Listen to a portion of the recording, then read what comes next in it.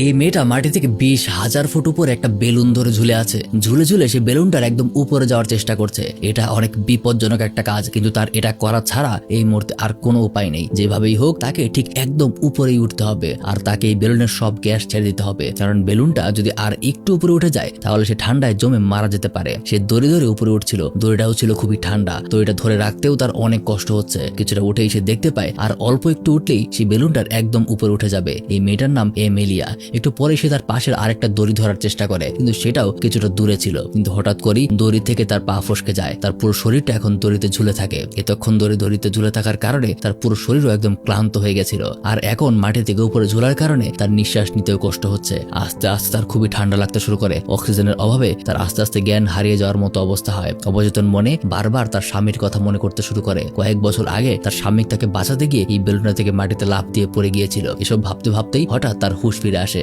আর আবার অনেক চেষ্টার পর সে দড়িটা ধরে ফেলে। এরপর আবার দড়ি বেয়ে উপরে উঠতে শুরু করে, আর ফাইনালি এক সময় সে বেলুনের একদম উপরে উঠে যায়। এরপর সে তাড়াতাড়ি বেলুনের গ্যাস ভাল্ব থেকে সব গ্যাস বের করে দেওয়ার চেষ্টা করে, কিন্তু সেটার মুখটাও কোনোভাবেই সে খুলতে পারে না, কারণ প্রচন্ড ঠান্ডার কারণে গ্যাসের ভালভের মুখটা একদম বরফে আটকে আছে। আর আস্তে আস্তে বেলুনের উপরে উঠে সে দাঁড়ায়, আর পা দিয়ে যত জোরে সম্ভব তত জোরেই আঘাত করতে থাকে, আর শেষমেশ ভালভের সেই মুখটা খুলে যায়। তখন সে তার একটা পা সেটার ভিতরে ঢুকিয়ে দেয় যেন গ্যাস একটু তাড়াতাড়ি বের হয়। কিছুক্ষণের মধ্যেই বেলুন থেকে গ্যাস বের হওয়ার কারণে আস্তে আস্তে সেটা নিচে নামতে শুরু করে। বেলুনটা যখন নিচে নামছিল তখন এমিলিয়া নিজেও জ্ঞান হারিয়ে ফেলে এবং সে বেলুনের উপরেই অজ্ঞান হয়ে পড়ে যায়। কিন্তু হঠাৎ করে এমিলিয়া নিজে পড়ে যায়, আর শেষ মুহূর্তে আবারও তার জ্ঞান ফিরে আসে। সে সাথে সাথে একটা দড়ি ধরে ফেলে, আর এমিলিয়া দড়িটা ধরে ঝুলতে থাকে, আর তার পার্টনার জেমসকে ডাকতে থাকে। কিন্তু জেমস অনেকক্ষণ ধরে অজ্ঞান হয়ে বাস্কেটের ভেতরে পড়ে আছে। সে দড়িটা ধরে ঝুলতে থাকে আর ভাবতে থাকে যেভাবেই হোক তার নিজেরই কিছু একটা করতে হবে। এরপর সে দড়িটা ধরে নিজের শরীরটাকে আস্তে আস্তে দোলাতে শুরু করে, যাতে করে সে কাছের আরেকটা দড়ি ধরতে পারে। কয়েকবার চেষ্টা করার পর সে পাশের দড়িটা ধরে ফেলতে পারে এবং সফলভাবেই আবার বাস্কেটের ভেতরে চলে আসে। সেখানে তার সঙ্গী তখনও অজ্ঞান হয়ে পড়েছিল।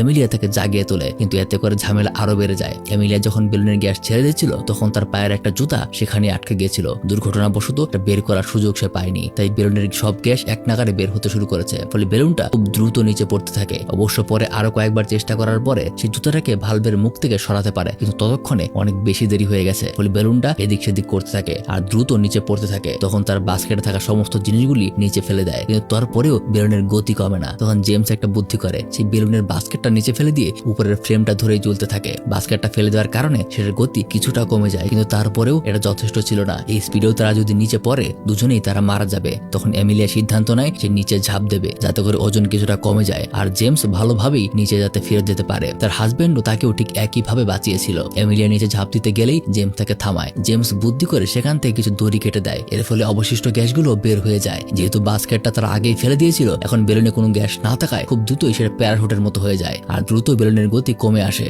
আর তারা দুজনে গিয়ে একটা গাছের উপর পড়ে, ফলে তারা কিছুটা আঘাত লাগলেও দুজনই প্রাণে বেঁচে যায়, আর এভাবেই শেষ হয়ে যায়। আর এতক্ষণ যেটা দেখলেন এটা কোনো বানানো গল্প না, এটা সম্পূর্ণ সত্যি ঘটনা, আর সেই সত্য ঘটনার আদলেই বানানো হয়েছিল দি অ্যারোনটস নামের এই সিনেমাটা। এতক্ষণ আপনাদের সাথে ছিলাম আমি মারুফ। এরকম মজার মজার গল্পের জন্য পেজটাকে ফলো করতে ভুলবেন না।